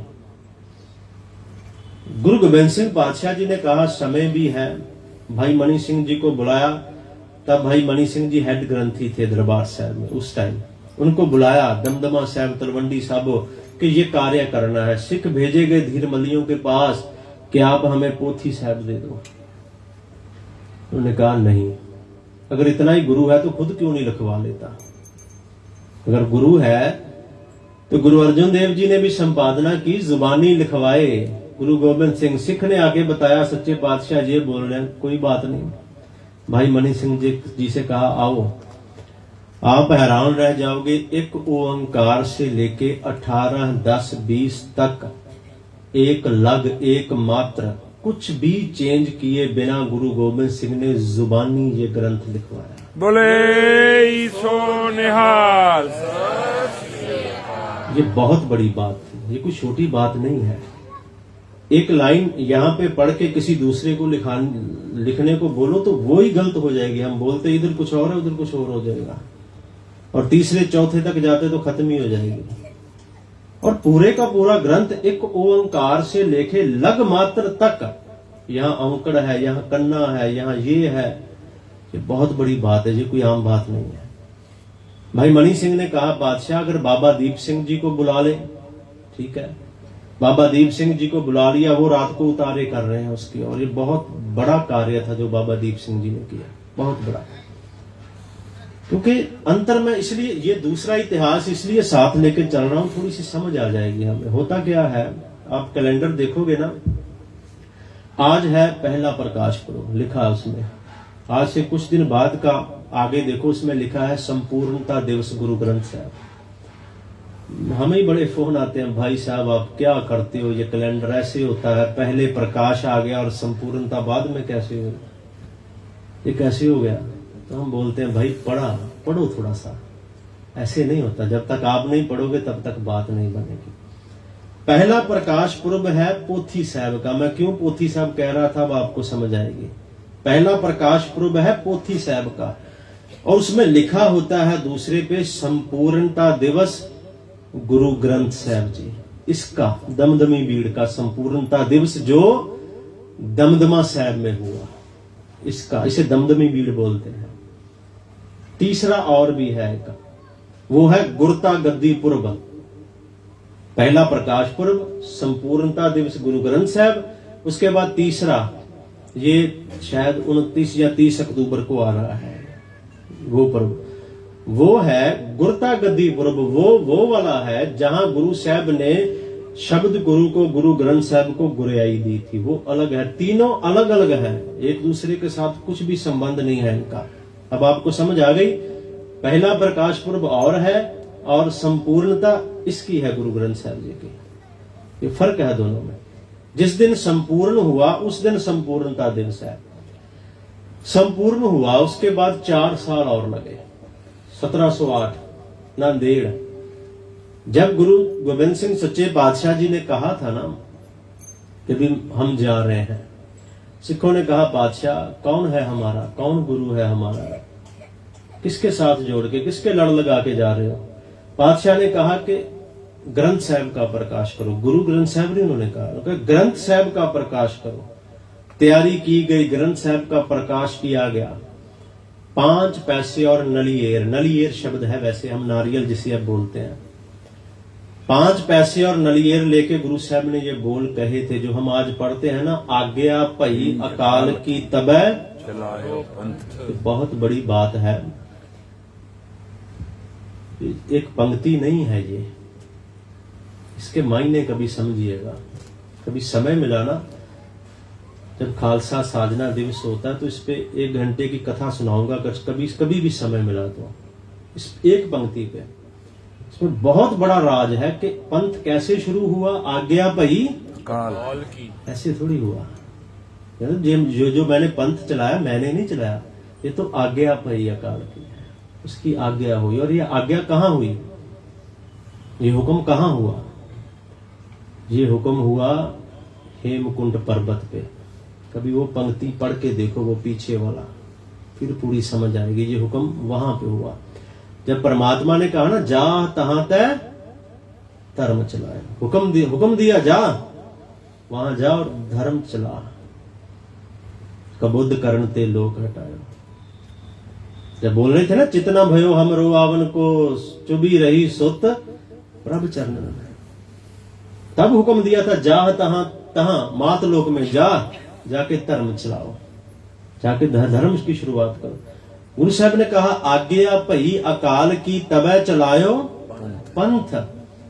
और दूसरी बहुत बड़ी बात, सब सिखन को, वो रिक्वेस्ट नहीं कर रहे हमसे, क्योंकि एक पंक्ति और सुनाऊंगा आपको याद है। गुरु गोविंद सिंह पातशाह जी का ही ये बोल है, साच कहो सुन लेहो सबे जिन प्रेम कियो ते नहीं। इसमें कह रहे हैं मैं साच बोल रहा हूं, भी सच बोल रहा हूं मैं। सुनिए, दोनों पंक्तियों में अंतर क्या है भाई? मैं सच बोल रहा हूं और सभी ध्यान से सुन लो कि जिन्होंने प्रेम किया उनको परमात्मा मिला। ये सीधी बात है, मैं सच बोल रहा हूं, मैं झूठ नहीं बोल रहा। पर यहां कह रहे हैं जी नहीं, ये सच झूठ वाली बात नहीं, ये मेरा हुक्म है और मानना ही पड़ेगा।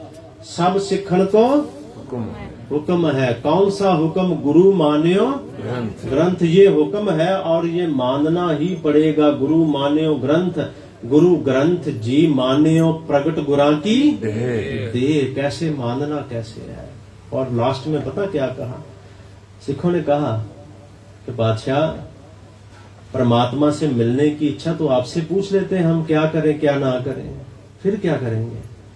उस साहब ने कहा, जो प्रभु को मिलबो चाहे, दोनों अलग पढ़ोगे तो अच्छा रहेगा। जो प्रभु को मिलबो चाहे, जो परमात्मा से मिलना चाहता है, कैसे मिलेगा? खोज शब्द में। इस शब्द में खोज लो, वाहेगुरु परमात्मा कहीं और नहीं, इसी में से ही मिलेगा, वो कहीं बाहर से नहीं मिलेगा।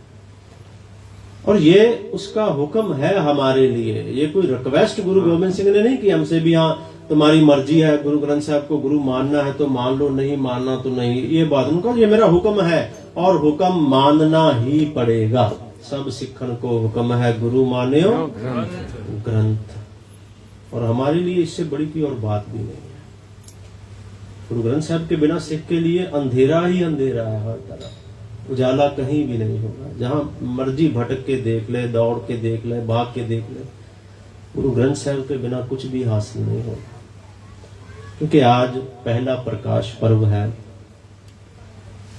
सच में अभी भी दिल कर रहा था कुछ और टाइम लगाऊं, पर मेरी ट्रेन भी है। 9:15 बजे फोन आ गया।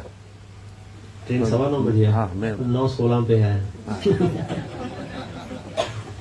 फोन आ गया, अभी टिकट हो गई आपकी। होता क्या है, थोड़ा सा फिक्र होता है ना, अभी टेंशन होती है, अभी जाना है वापस। कि 5-10 मिनट आगे है गाड़ी। नहीं, वो साथ में इसलिए रखा है ये। मैंने आते ही देख लिया था, 7 मिनट आ गया। ये गुरु साहब का हुक्म है हमारे लिए कि बानी हमारा गुरु है, शब्द हमारा गुरु है। गुरु साहब ने हमें देह शरीर इससे अलग कर दिया कि देहधारी कभी भी गुरु नहीं हो सकता। सिख धर्म में, मैं किसी और की बात नहीं करूंगा, सिख धर्म की बात करूंगा कि देहधारी कभी गुरु हो ही नहीं सकता। और इसकी शुरुआत कहां से हुई? सच्चे बादशाह जी ने जब अमृत की दात बख्शिश की, अमृत की दात, तो वहां पे गुरु और चेले की रीत को खत्म ही कर दिया। खत्म तो तभी कर दिया था गुरु साहब ने जब कहा कि आपे गुर चेला, वहां खत्म ही कर दी ये बात जो है। और इतने अच्छे तरीके से खत्म की। एक बार ना जा रहे थे गुरु गोविंद सिंह जी, रास्ते में सिख साथ में हैं, भाई दया सिंह जी भी साथ में हैं। साथ में जा रहे हैं तो गुरु साहब ने घोड़ा रोक दिया। घोड़ा रोक के कमान पकड़ ली, तीर निकाला और छोड़ दिया। भाई दया सिंह से बोले जाओ लेके आओ। जब गए गुरु भाई दया सिंह गए तो तीर एक कब्र पे लगा था, कब्र के बिल्कुल पास। जैसे कि तीर से गुरु साहब ने इस कब्र को नमस्कार किया है। गुरु साहब ने जैसे तीर से इस कब्र को नमस्कार किया है। भाई दया सिंह ने तीर बाहर निकाला चले गए वापस कि गुरु साहब ये आपने क्या किया, हमें कुछ और बोल रहे हो, मैं गुरु चेले की बातें कर रहा हूं, हमें कुछ और बोलते हो, आप कुछ और करते हो, ऐसे थोड़ी चलेगा। बादशाह बोले क्या, हमें आप बोलते हो कि सिख ने ये नहीं करना, अगर सिख ने नहीं करना तो गुरु को करने का हुक्म कहां से है। जागत जोत जपै निस बासुर, एक बिना मन नैक न आनै, पूर्ण प्रेम प्रतीत सजै व्रत। व्रत, ये जो हम व्रत रखते हैं, जो गुरु ग्रंथ साहब को गुरु मानता है ना, वो इस बात को समझता है। व्रत जो रखते हैं उनके लिए क्या शब्द है इसमें, मैं आपको सुनाऊं, आपका सर झुक जाएगा शर्म से, जो गुरु ग्रंथ साहब ने लिखा है उसके लिए। और गुरु गोबिंद सिंह ने स्पष्ट कहा है कि सिख वो है, व्रत गोर मड़ी मठ भूल ना माने, जो भूल के भी, अनजाने में भी व्रत गोर कबर मड़ी मठ जो है इसको भूल के भी नहीं, गलती से भी ना माने। कि सच्चे पातशाह अब हमको ये बोल रहे हैं और खुद तीर से कब्र को सिजदा कर रहे हैं। गुरु साहब ने मुस्कुरा के कहा भाई दया सिंह से कि मैं तो आपको देखना चाहता था कि जो मैं आपको समझाता हूं आपको समझ आती है या नहीं। भाई दया सिंह बोले कि आप बताइए हमें समझ आई। गुरु साहब बोले आई। सच्चे बादशाह हमें तो समझ आ गई, सच है। भाई दया सिंह ने कहा था गुरु नहीं गोबिंद सिंह, घोड़े से नीचे उतर, तू तनखाइया है आज। तूने गुरु का हुक्म, जो गुरु हुक्म है उसे बदल दिया, तूने कब्र को नमस्कार की। गुरु चेला कहां खत्म हो गया, घोड़े से नीचे उतर गोबिंद सिंह। तू कल, अब तू तनखाइया है, कल संगत के सामने दीवान में पेश होगा तो बात करेंगे। सोचिए किसी में हिम्मत है अपने गुरु को ऐसे बोले। अब जो आज इतने गुरु बने हुए हैं उनमें से किसी में हिम्मत है कि अपने गुरु को ऐसे बोले गोबिंद सिंह घोड़े से नीचे आ, तू अब तनखाइया है। पैदल लेके गए आनंदपुर साहब तक, पैदल। अगले दिन संगत में गुरु साहब हाथ जोड़ के खड़े हुए थे। गुरु चेला खत्म कर दिया वहां पे। ये तो पहले से ही सदगुरु ने खत्म कर दिया। वो गुरु और चेला, गुरु ही चेला है और चेला ही गुरु है। और उसको चमकौर साहब की गढ़ी में पातशाह ने फिर दिखाया, जब 5 सिखों ने कहा कि ये 5 सिख, ये पंथ, ये गुरु पंथ, गुरु गोबिंद सिंह तेरे को हुक्म दे रहा है कि गढ़ी छोड़ के चले जाओ। हाथ जोड़ के सर झुकाया और गुरु गोबिंद सिंह चले गए, एक बार भी नहीं कहा। ये शब्द गुरु है और ये शब्द को गुरु का दर्जा, इसीलिए पहले ही गुरु साहब ने ये खत्म कर दिया था कि सिखों के मन में ये ना रहे कि शब्द गुरु कैसे हो सकता है, एक अक्षर गुरु कैसे हो सकता है, अक्षर कैसे गुरु हो सकता है।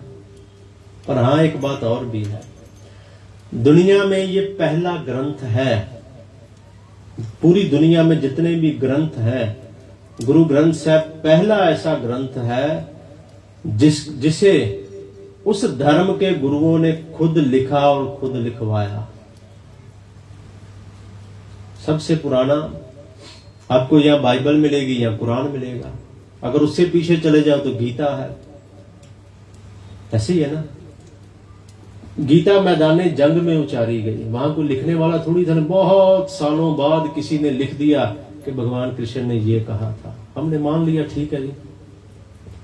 बाइबल भी, बाइबल तो खैर ओल्ड टेस्टामेंट, न्यू टेस्टामेंट, वो बहुत कुछ हुआ बाइबल में तो जाके बाद में। बाइबल 2 है, एक ओल्ड टेस्टामेंट है, उसमें से बहुत सी बातें बाहर निकाली गई। उसमें लिखा था कि सूर्य धरती के चक्कर लगाता है, वो ओल्ड टेस्टामेंट था, उसमें बहुत सी बातें निकाली और न्यू टेस्टामेंट कर दिया गया। कुरान भी बहुत बाद में लिखा गया और दुनिया का ये पहला ग्रंथ है जिसे इस गुरुओं ने खुद लिखा, खुद लिखवाया, अपनी हाजिरी में, अपनी हजूरी में, और इसे खुद गुरियाई दे के गुरु साहब गया, गुरियाई बख्श के गया है खुद। ये पहला ग्रंथ है जिसे लिविंग गुरु का दर्जा सुप्रीम कोर्ट ने भी दिया है। बोले सो निहाल। ये पहला ग्रंथ है जिसके नाम से जमीन की रजिस्ट्री भी होती है, पूरी दुनिया में ऐसा कोई नहीं है।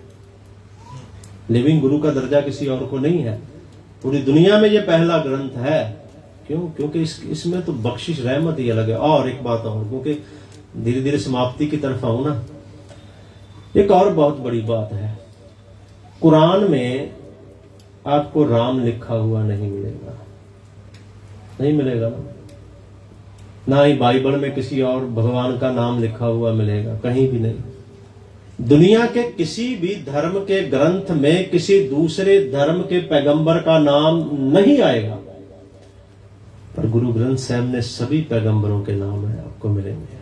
कोई बोला है राम राम, कोई, बहुत बड़ी बात है, उन्होंने ये नहीं कहा कि राम बोलने से ये होगा या खुदा से, नहीं। कोई बोला है राम राम, कोई। संत ईश्वर सिंह मस्तुआने वाले ना, नगर कीर्तन था, हाथी पे बैठे थे और बड़ी ऊंची आवाज में जपा रहे थे संगत से। ये जो हम इस टाइप में बोलते हैं ना, सतनाम सतनाम सतनाम जी, वाहिगुरु वाहिगुरु वाहिगुरु जी, ये उन्होंने शुरू करवाया था। पहले से सीधे ही सतनाम वाहिगुरु जैसे हम बोलते हैं ऐसा था, और वो सतनाम वाहिगुरु का जाप करवा रहे थे नगर कीर्तन में, हाथी पे बैठे हुए थे। पीछे से कोई मेरे जैसा था भी, ये वाहिगुरु वाहिगुरु बुलवा रहे हैं, वो जोर जोर से पीछे से चीखने लगा, राम राम राम राम। संत ईदर सिंह जी ने पीछे मुड़ के देखा और मुस्कुराए, बोले चलो भी संगत, अब खुदा अल्लाह अल्लाह अल्लाह बोलते हैं। गुरु साहब में, गुरु ग्रंथ साहब में तो सभी के नाम है। ये पहला दुनिया का ग्रंथ है, नहीं तो किसी धर्म के ग्रंथ में किसी दूसरे धर्म के पैगंबर का नाम लेना भी गुनाह माना जाएगा। यहां पे ऐसा कुछ नहीं है। यहां पे पूरे भक्तों का जिक्र, कितने भक्त हुए, कनिका का जिक्र आया, प्रहलाद का जिक्र आया, और इस हद तक मैं ये छोटी सी सुना के समाप्ति की तरफ आऊं। प्रहलाद का जिक्र आया, पता गुरु अमरदास पातशाह जी ने क्या कहा? बोले सजा दी गई उसे, 4 सजा का जिक्र है, 4 तरह की। पहला, पहाड़ से धक्का दे दिया गया उसे, किसने दिलाया? बाप ने। दूसरा, पानी में डुबो दिया गया उसको, पत्थर बांध के पानी में फेंक दिया गया। एक, पेड़ से बांध के सजा दी गई। लास्ट में चौथी जो सजा का, गुरु ग्रंथ साहब की ही बात करूंगा, चौथी, आग में फेंक दिया गया। अब कुदरत का एक नियम है, आप किसी को पानी में फेंक दोगे वो जिंदा नहीं रहेगा, नहीं रहेगा ना, क्योंकि पानी में ऑक्सीजन ही नहीं है, वो कैसे जिंदा रहेगा।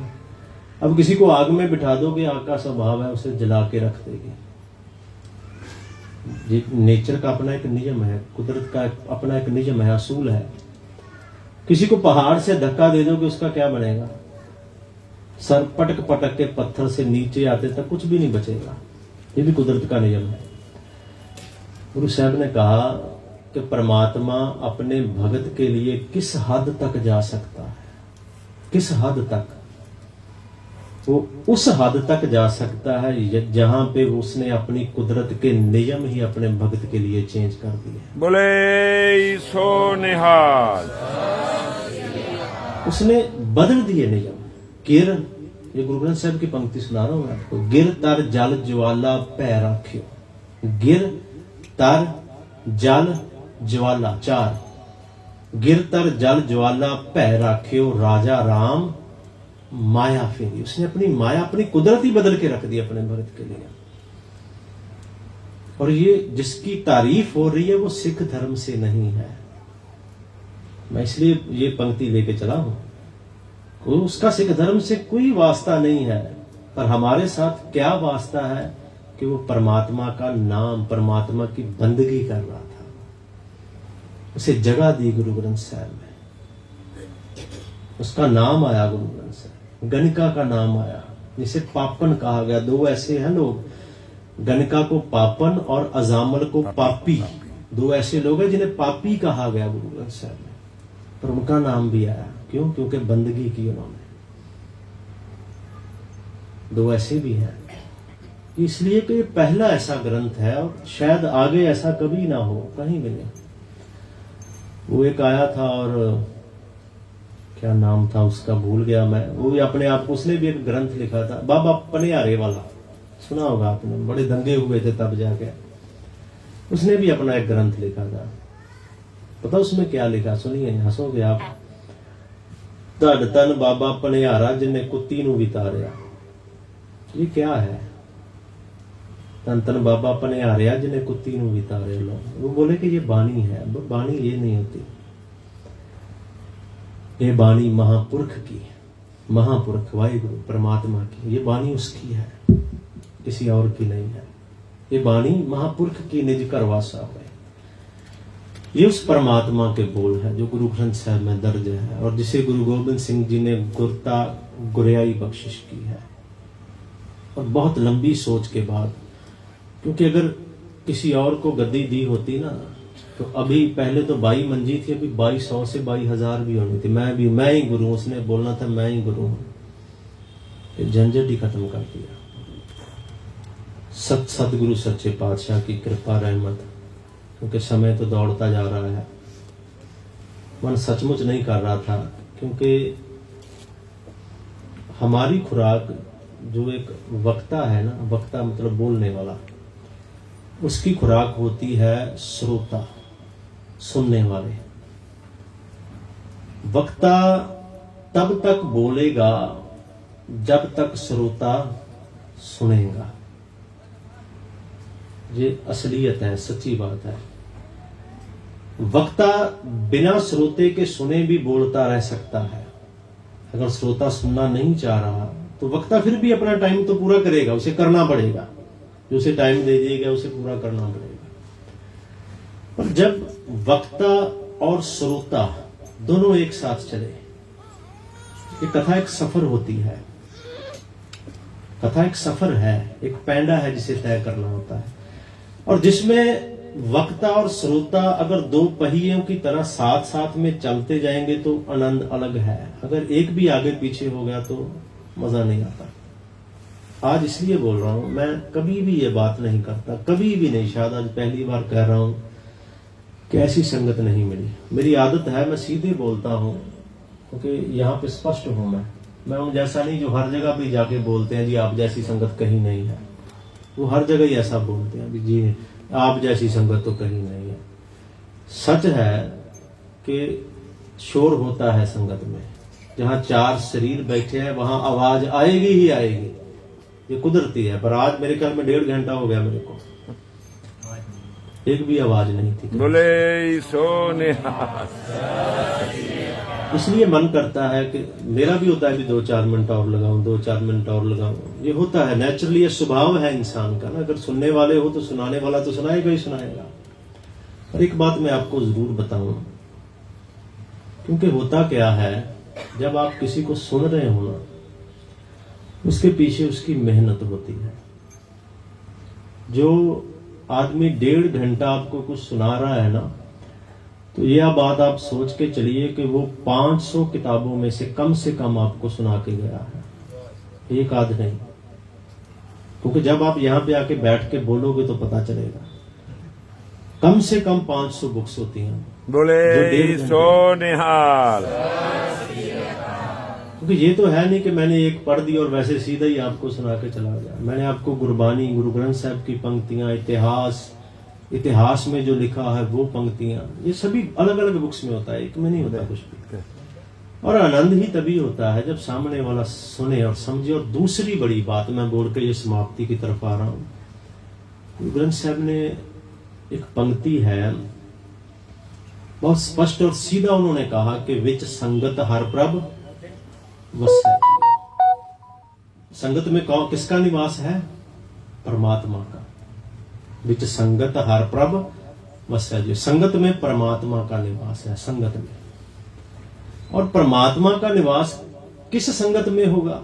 ये थोड़ी है कि 10 लोग बैठ गए और 20 या 50 बैठ गए, हम कहें भी इसमें तो परमात्मा का निवास है। ऐसे में जब आप संगत में संगत की तरह बैठते हो, गुरु की हजूरी में आप बैठते हो भी, हाँ मेरे मन में भय है गुरु का, मेरे मन में भावना है गुरु के प्रति, श्रद्धा है गुरु के प्रति, एक भय और भावनी के साथ हम बैठते हैं, तो वो संगत होती है जिसमें परमात्मा का निवास होता है।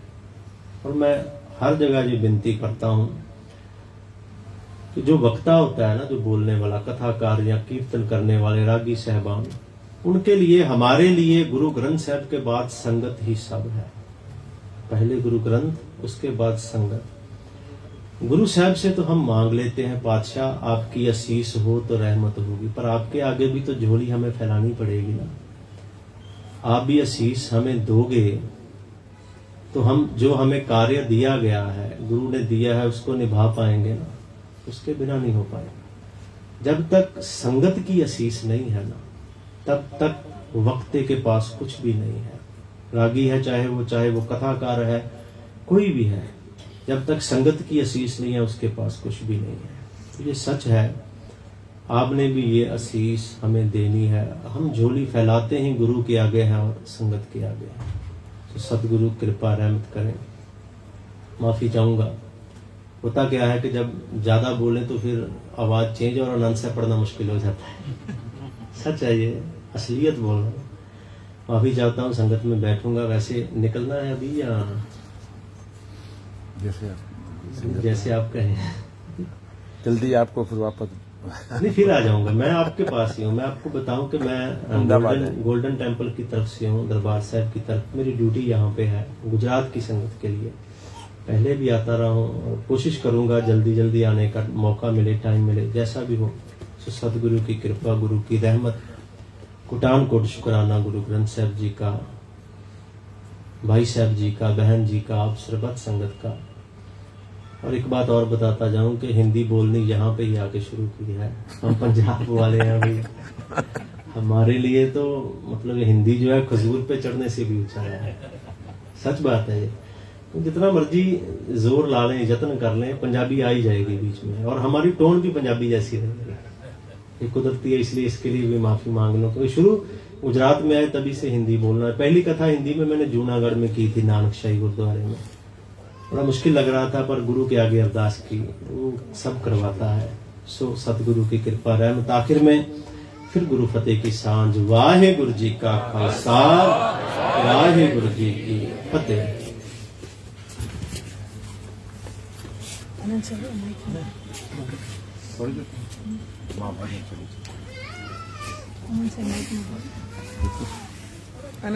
बैठो बैठो, अभी संगत को बैठना है। भाई साहब है, बैठो आप बैठे रहो। अभी जो हमारी जो सुखासन होगा, अभी चौकी साहब होगी, बैठे रहो संगत 5 मिनट के लिए।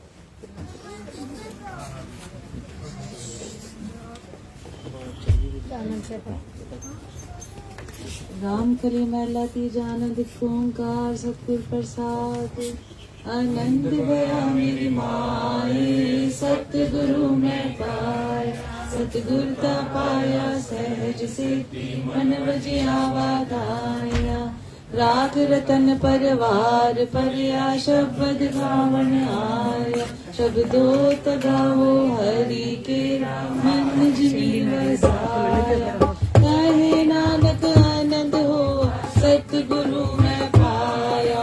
ये मन मेरिया तू सदा रहो हर नाल रहो तू मन में। दुख सब विसारणा, अंगीकार करे तेरा कारज सब सवारणा। सबना कला समरथ स्वामी, सो क्यों मनो विसारे। कहे नानक मन मेरे, सदा रहो हर नाले। साचे साहिबा क्या नाही घर तेरे। धरता तेरे सब कुछ है, जिस दे सो पावे।